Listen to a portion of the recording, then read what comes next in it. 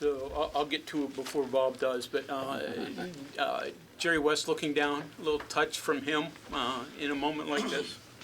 Yeah, I think just an incredible day on a day where we're, getting to celebrate his legacy, not only for West Virginia basketball, but for the sport itself, and to have so many of his family and loved ones here to be a part of this. I think you can only assume that he had a little helping hand in this one tonight. Darren, what's a win like this do for your program in year one? Yeah, I think it's it's obviously a big win for us and our program. I think the world of Iowa State, incredibly well coached, a great team. Like I said before the game, I think they're one of the best teams in the country and have a chance to play on that last day. So, I just thought overall I was really proud of our guys is their fight tonight. On a night where both teams couldn't get a lot going offensively, I thought both teams battled extremely hard, and we were obviously incredibly pleased that we were able to come out make enough plays at the end there to come away with a big win. How do you keep a team that's averaging 85 points, 27 points below their average, lowest point total of the season? Yeah, I thought our guys really competed defensively. I thought they were, very physical on the ball, trying to get through screens, trying not to give them a lot of space to operate because, they're incredibly talented. They can, hit you in transition at any moment, with live ball turnovers. I thought that might have been maybe the big reason, we were able to slow them down is we didn't turn it over a lot, and that's where they're elite. When they get live ball turnovers and they're going north and south, they get to the rim in a hurry, and we were able to limit that for the most part tonight to keep them from doing that, so that was a big part of it. Did you get a message for the players as far as Curtis Jones goes, or did Iowa State just have too many weapons to focus maybe on? Curtis is hard because he's such a talented player. I thought we did a good job of not giving him a lot of open threes. And to be fair, the one mistake we made, he hit it, and I think that says a lot about him. We put a lot of focus on him not getting a lot of space. Now he still got 18. That's how good he is. But he got into the rim or the paint area, but a lot of his were pull-ups, and there was some things we were willing to live with, like if they are getting those instead of layups and open threes, that was a better alternative for us. Were you able to get out of the court storm there? What was that like at the end? Yeah, I think we were able to get out of it. And I know TJ, just the excitement level being in and all that. Yeah, excited for our fan base. They had a hand in this one tonight, as we said. There's some very tough places to play in the Big 12. We want our place to certainly be one of them, and I felt like it was tonight. And the crowd, did their part. Like I said, we had to do our part, but I thought the crowd certainly was very engaged and helped us down the stretch. Early on in the game, they kind of rallied back after you had the early lead, and they were almost 40% from the field and all of that. Was there anything that changed for you, or did you draw anything up differently to kind of calm that down? They obviously, as he was talking about, calmed down in shooting and kind of just collapsed offensively. After that. I thought Amani Hansberry on the offensive end gave us just a little bit of a spark there. He hit a couple threes. We got off to the 6-0 lead, and then there wasn't a lot for a long time. But Amani got us back into that game, gave us a little energy back into our defense, I think, from hitting a couple threes. And, we were able to create some turnovers tonight. I thought the guys did a really good job of being physical but not getting too stretched out where all of a sudden those driving lanes were everywhere. So we were able to still kind of get a second defender, getting what we call rakes on some of those dribble drives and be able to dig some balls out and get it and go the other way. Coach, is there any way to put into words the last 98 seconds what Javon accomplished in that last minute and a half?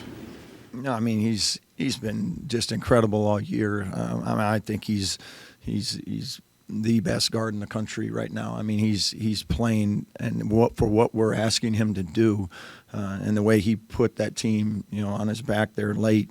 He made some just big time plays, and I don't think people can even appreciate like what when he's getting that much focus and he's still be able to kind of get free and make those type of plays, whether it's a drive to the rim, a kick out three, him hitting a three. I mean, he's something special, and I hope people really enjoy the time they get to watch him here. Could you have imagined the day you reported here and you got these 12, 14 guys, 15 guys, however many it was, all coming together from every which where, that you'd have beaten the number 2, 3, 10, and 24 team in the country in half a season? I mean, like we've talked about with our team from day one, like don't limit yourself on anything. Like, we're going to come, we're going to compete, these are the things we feel like we need to be good at to win, and let's go try and do that. And I've never been a guy that's like, hey, we need to win this many games to be successful. It's more about, how can we maximize this group, and then if you can do that, then your goal is that those wins follow. But I think our guys are giving us everything they got. They don't play perfect every night. I don't ask them to do that, but just leave it out there, and they've done a great job of that. So far this season. You guys with Javon, did you ask anything more of him in this second half, or did he just do it on his own? He just did it. No, like a lot of great players, and it's really fun when you're the coach of one of those. You can tell when they're in that zone, and you could see it in his eyes. He wanted to take that game over. He even had another three, I thought, fairly late, with like 3 minutes to go, in and out. But I've seen Javon in practice and in games. Like, when he gets in a zone, he's really, really good. You mentioned the rakes early in the season. A lot of double downs, a lot of steals from that. Went away a little bit in some games, back kind of with a vengeance tonight. Because of the way they run offense, different things you see, or is it just switching up what you want to emphasize defensively? I thought it was a combination of both. I mean, certain teams present different problems all the time. Houston the other night, they had 40-some% three-point shooters. So you're in a tough spot of, like, do we sit in there and help, or do we get out to those three-point shooters? Tonight was a little bit different. They're so good at getting in the paint that we wanted to clog that up as much as we could, which has allowed us to kind of get that second defender to a ball. And they had an injury too to one of their better shooters. So that from a spacing standpoint, they're learning how to play without him too in a short period of time. So this is only their second game without him. But again, overall, I think it was just I thought our guys were super aggressive, and when they got the opportunity, they really stuck their nose in there to go get the ball. Darian, what you just described, did that lead to them only having 4 assists? I think some of it turned into some one-on-one when, and kind of what they do to people too. When you can't move the ball side to side freely, somebody's got to go make a play. And I thought we were able to put them in some spots where they had to play in a lot of tight ball screens, and there weren't a lot of avenues to get kickouts.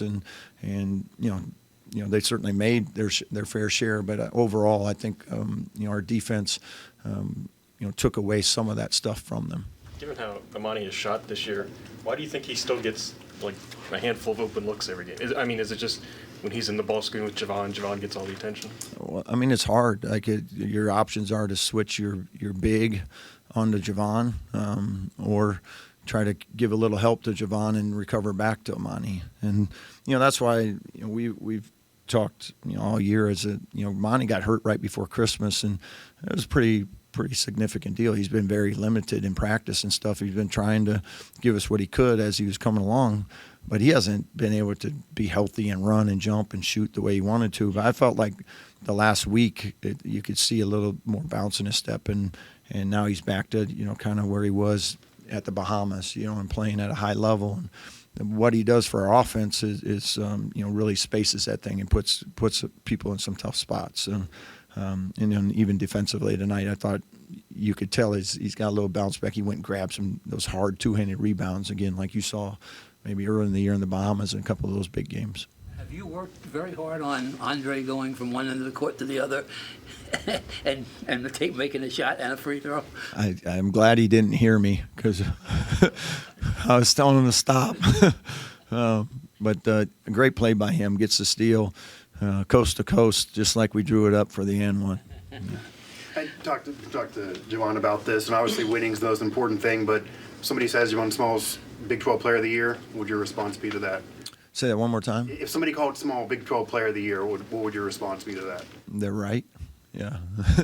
I mean, he's on my team, so that's our guy, and I think I wouldn't trade him for anybody. I think he's an elite level competitor, elite level leader, and what I love about him, he doesn't care about winning that award. He wants to win, and that's all he talks about. That's all he talks about with his teammates is being better in the areas that we need to win. He's never coming to a timeout asking for the ball, not one time. You were talking yesterday about, you just can't take away everything from that team.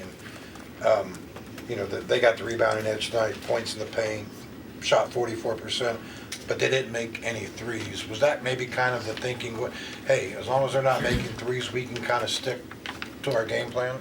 I mean, to start, yeah. And then, with they're playing two bigs, which was going to be a tough matchup. I know that especially the second half, they really went to him, in some post-up situations with Jefferson and, put you in tough spots. Like we got either a guard or Toby, giving up a lot of size and weight to try to keep him out of there. So, but I thought our game plan was to, hey, if he gets it in there, to try to, crowd him enough, but don't give up open threes. I thought the guys did a good job of mixing it up and keeping him off balance. Obviously, he got a couple where he backed us down as a scorer because but overall, I think it was something we were willing to live with.